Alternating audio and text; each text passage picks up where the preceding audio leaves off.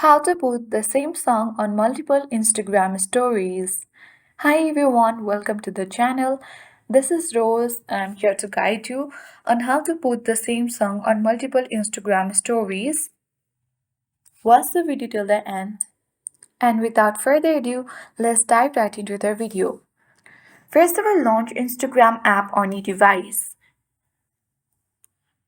Make sure to log into your account.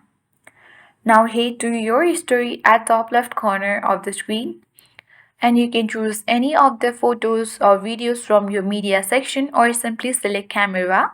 To select the multiple Instagram story, tap select icon at top right corner and you can now choose the multiple pictures or videos. Now tap next button at bottom right corner of the screen and you can choose whether the layout or separate.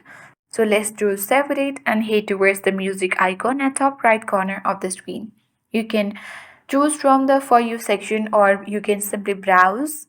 Select on button at top right corner of the screen and you can choose the next story at bottom right corner of the screen.